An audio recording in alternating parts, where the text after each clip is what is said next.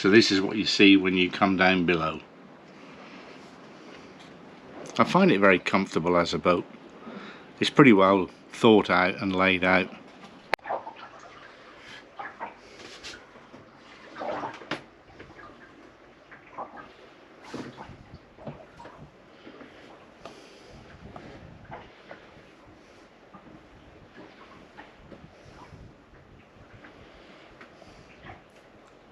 Forward head, plumb for fresh water, and to flush over the side or into a holding tank. It's had a much larger bowl fitted, which is very nice. And then you have the walk-in shower, which again, very spacious, a bit hollow. I actually sit down on the seat there, which makes life easy. And unlike most domestic showers, it's got a dock water system to take all the particulates out, and it's also UV, so it works very well. Just connect it up to the dock water, put it straight in the tank.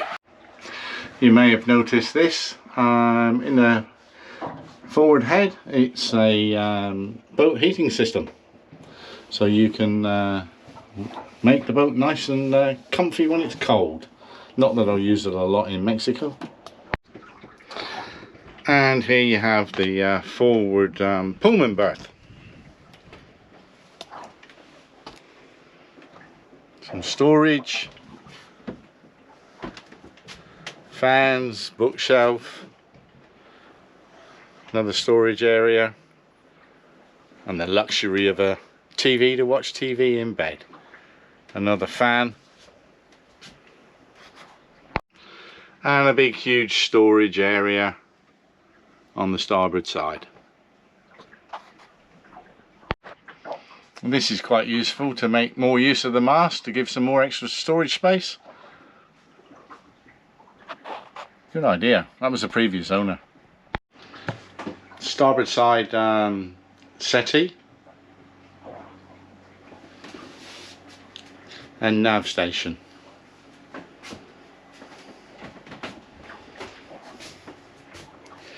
ICOM single sideband, a second GPS, VHF radio, tri-data, a Magnum energy control,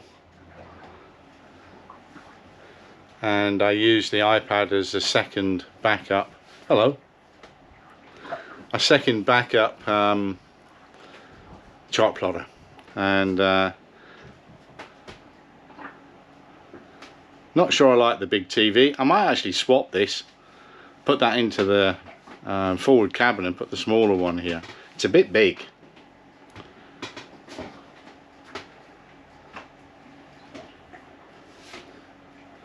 And then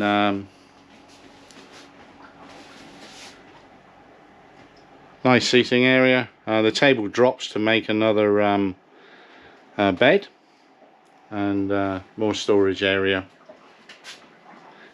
The boat will actually sleep comfortably 6, which is pretty good. And then the all important to your female partner, the galley or kitchen.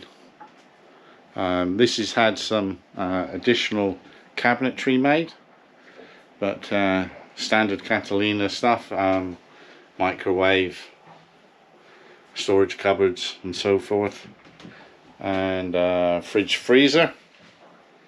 The freezer part of it is tiny, 3-burner stove, and under there is I don't know what you'd really call it. I don't really use it for anything. Storage, I suppose. You could turn it into a freezer.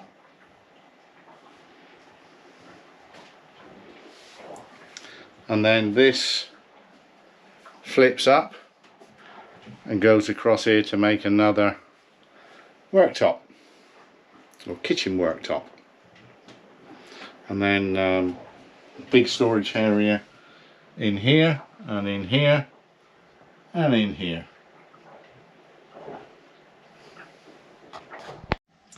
and further storage. Batteries under here, and you can't see very much, but that's quite a big storage area. Goes all the way through to the aft lazarette. This cabinet has been added to extend the storage area side. The Salon's quite open and airy, very comfortable, and obviously the nav station chair swings out.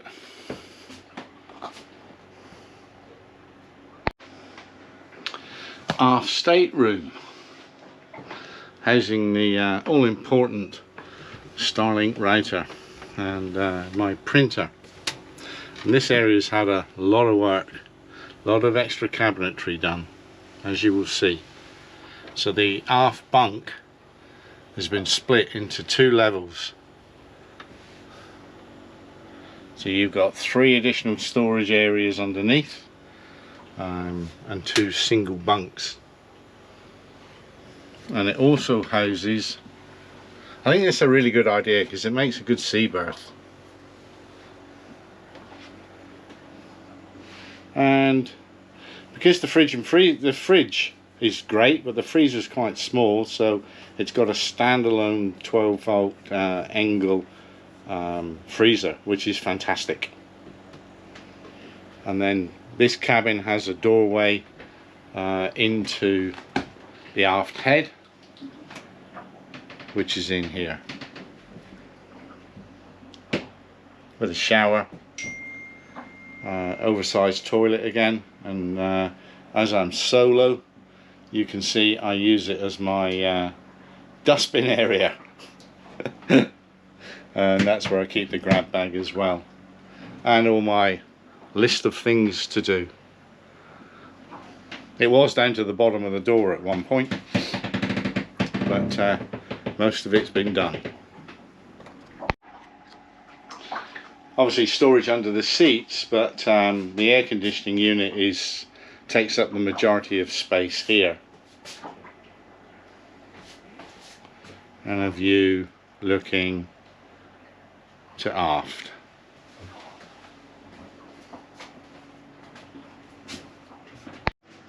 And for those of you mechanically minded, it has a Yanmar 56.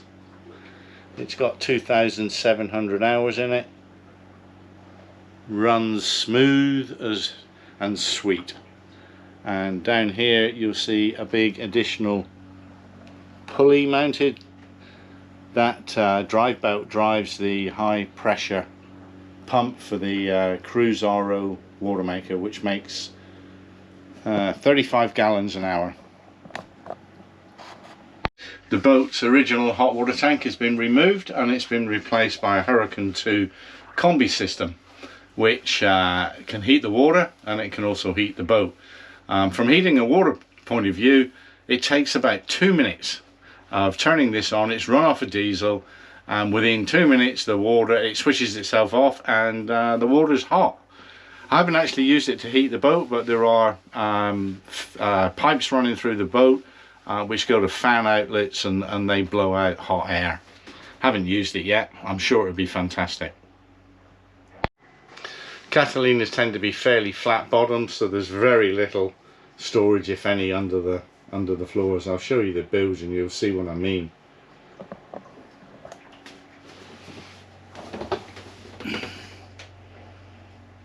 That's one side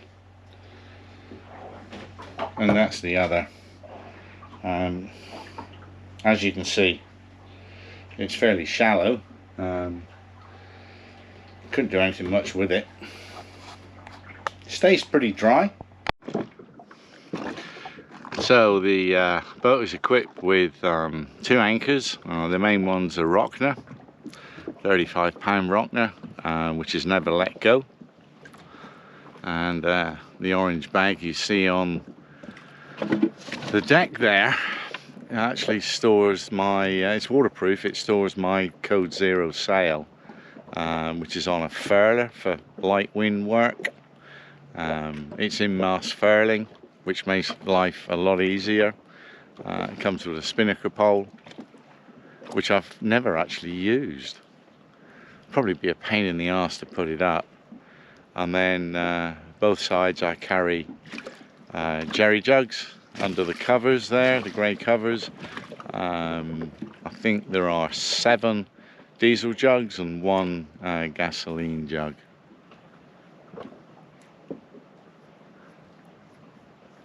And then up the mast we see radar reflector and all the normal stuff on the top, aerials and so forth.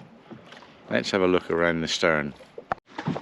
For Catalina 42 owners, you may be wondering what the 2 holes are in the hull. The engine exhaust has been removed and changed, and now comes out near the waterline at the bottom there, and the other is the exhaust vent for the hydronic water heater, which I must say is working very well. Quick correction on the anchor, it's not a 33, that's what I had on my last boat. It's a 25 kg Rocna. What do you think of the signage Sailing Milagro? I did that myself. It's more or less straight, which is amazing. Easily deployable life raft that just drops off the side. You undo the clips and away it goes. Hopefully never have to use it. And on the stern there you'll see a whole array of aerials and antennas for GPS and radar. The radar antenna and AIS antennas. The infamous Starlink antenna, which is becoming more and more frequent on boats. And if you look at the backstay, you'll see an isolator. That's for the single sideband radio. Again, something I've never used. I don't actually have a single sideband license. Never had one in the past. Have used a single sideband before, and I just make one up. I know you're not supposed to, but I mainly listen in for weather or information on the evening nets for the ham nets and the single sideband net. It also has an engine hoist that you can see there, which is very useful because that 15 horsepower on the dinghy is quite heavy. There's a standby 3.5 Nissan if anything goes wrong with the main engine, or the main outboard, should I say. And it has 700 watts of solar power, 3 panels on the hardtop bimini, 2 panels on the bimini, and 2 on the stern.